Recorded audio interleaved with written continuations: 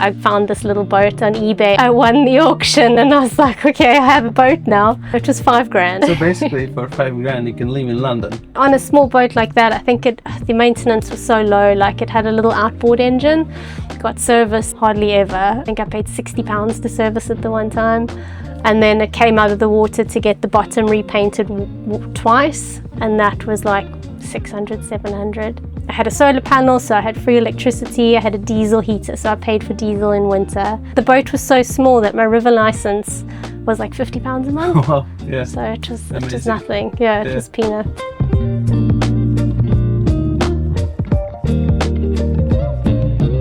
Welcome back to Alternative House channel. Today I'm with Bex and she has been living 7 years on a narrowboat and 4 years exactly on this one. Yeah, she's a 40-foot, I think she's a Springer, a narrowboat. So she is, I have mixed documentation on how old she is, but she's probably about 35 years old. Okay, plus so minus. She's getting on, plus minus.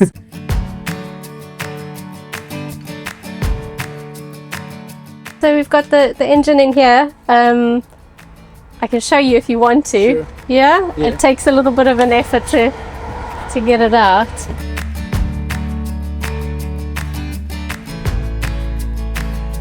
So when I bought the boat, it had just been, they replaced the engine. So this is like a reconditioned engine. I would like to learn how to service it myself. I've moved on the canals. I came up from Kingston to here. It took, I think, 7 days in total. And it hardly used any fuel. Oh, that's so nice. I don't know, like, what. I think there must be something like, must be an air block or something in the engine that it's not like burning the fuel properly. Okay, but it's good, so no? Yeah, it was great. It took me, it was like £10 or £20 to get up here.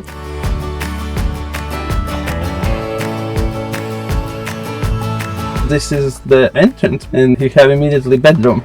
Yes, so my bedroom. First time I see. Oh, really? You Okay. have a bedroom. Yeah, I think other people do the reverse layout. It's a kitchen. First, yeah. But it was like this, everything. Yeah, this is exactly how it was. The previous owner, they actually had, I'm not going to pull it out because it's a bit difficult, but this pulls out the whole way. Ah. And they had 2 single beds that kind of stacked because they were two tall men. Okay. And they slept, they didn't live on the boat, it was just like a pleasure boat, but it was 2 big single beds that filled out the whole Okay, place, so actually it can be king size. It can, but if, like, for a tiny human like me, this is more than enough. Also, having 2 single beds and pulling it out is just too much work. That's my electrical cupboard and where I keep my coats. So I've got a lithium-ion battery as well, which was my upgrade last year. Which I would like to get better solar panels though, because in winter I have to use a generator. If I'm not, this is the first time I've had like plug-in electricity for winter. So normally when I was on the River Thames, I had to use my generator to like have electricity coming in, because the solar panels, they didn't really work for like 6 months of the year while there's no sunshine in the UK. But it's been fine, and it's nice because if it dies completely, it's not like what were the other batteries? Lead acid, hey? Yeah. Gel lead acid. Yeah, so they have a lifespan of sometimes like 2 years, so it's like a waste of money really. So this is lovely because it has died completely a couple of times and you just charge it back up again. It's like iPhone, it's the same. Yeah, it's really, really great. And they have a much better lifespan as well, so you're that's happy nice. with that? It would be nice to have another one eventually with better solar panels. So yeah, that's the plan. And here we have a bathroom. Yeah, so I'm busy renovating my bathroom, as you can see with this wall that I didn't get to paint in time. But yeah, I am also, the plastic tiles came with the previous owner as well, so I'm in the process of trying to get those out and put nice tiles in and change the colour and but they got everything. They got I got everything proper I size need. shower, Yeah, sink, composting toilet. yeah, everything I need. Yeah. And then more storage in there. It works well with composting toilet? Yeah, there are I think people so. that like, people that don't like. What I is your like opinion? it because, I mean, when you're off grid and you're moving around on the waterways, it's much nicer to have that. Right. I used to have a little cassette toilet, and I mean, once it's full, you know. So that is much more, I felt like I'd got a superpower when I got my composting toilet. It makes like being off grid much easier. Right. Yeah. And the water? The water tank lasts me about 2 weeks. I can make it last for about 2 weeks. How you decided to live on a narrowboat and why? When I moved to the UK 7 years ago, I actually didn't really have anywhere to live. So I moved here and I did live in care work. And when I was in my off time, I lived with my friend on his boat. And then after a few months, I just decided it was time to get my own boat. Because it was easy. It was like I wasn't paying rent. I could leave it and then I could come back to it. And here we are 7 years later. Yeah. Still on a boat. So where originally coming from? South Africa. Okay. Yeah. And you moved to England for work? Yeah, just moved to have more opportunities. I've got a British passport, luckily. My mom's British, so moved here. I wasn't ever meant to stay. Okay. Again, here we are. Yeah. I wanted to go and teach like in Vietnam or Dubai somewhere, but then COVID happened. So then I got to the point where I was either like, can stay here and get a bigger boat and get a different job and get a dog, or travel again and move.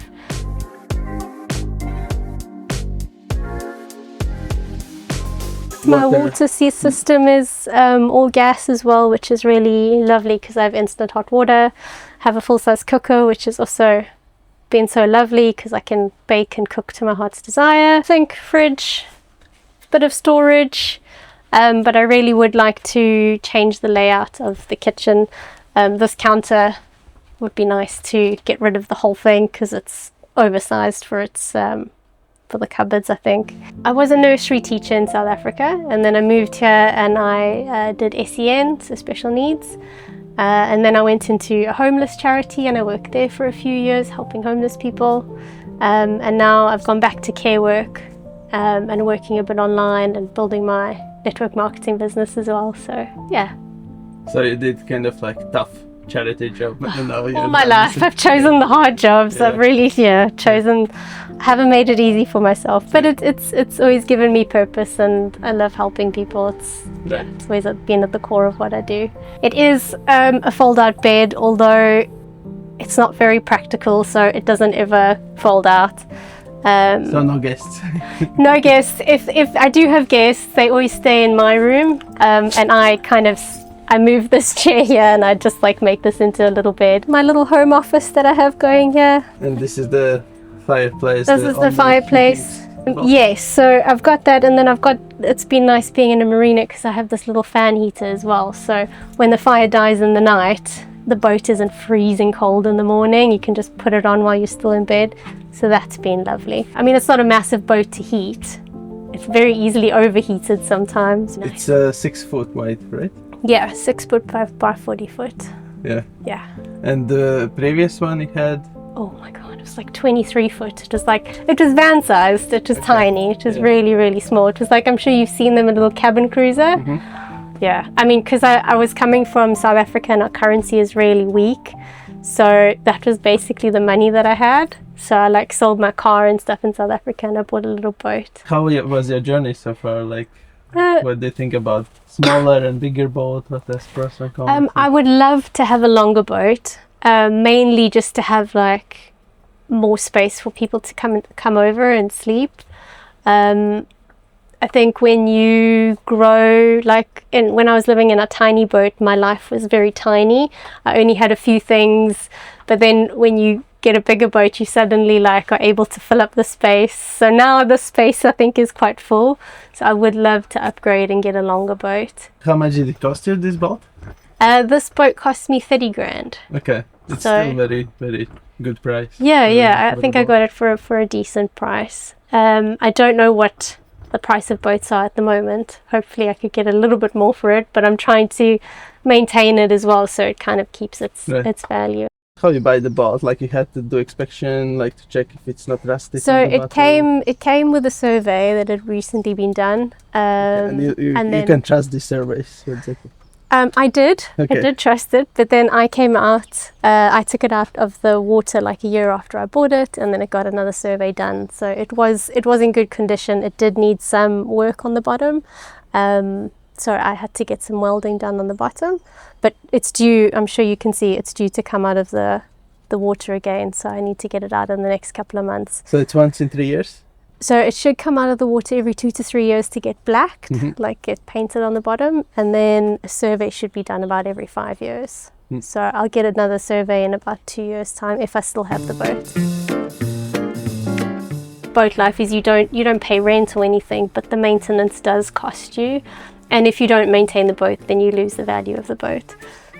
So when it came out the water 3 years ago, to get it craned out, to get it blacked, and to get the welding done cost me £5,000.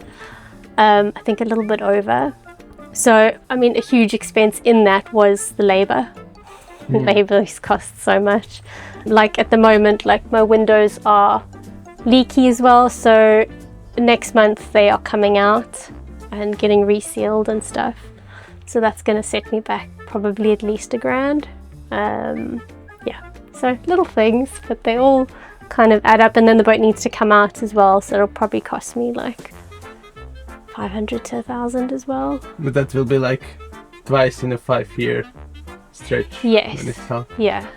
And so if you stretch it over time, it all evens out, doesn't it? At the moment, my 40-foot boat is £118 a month for my license, and then I'm paying to stay in the marina as well, which is I think it's about £330 a month for this size boat, and insurance. But I mean, this boat for like fully comprehensive insurance, I think it's like £27 a month. Less than £30, so it's not too bad. And then in winter it's obviously a lot more expensive because you've got like coal is quite expensive, and wood and firelighters, and then you've got gas. This is Josie's spot. It's just nice to sit out here, especially in summertime. I hardly come out here in winter, and winter kind of turns into a bit of a storage area. But summertime it's lovely to like have coffee out here in the morning and just relax out here. I didn't ask, what do you do about the laundry? Just go to the laundromat. Okay. Yeah. But in England that's very common, right? Yeah, I think not a lot of boats have like washing machines and stuff.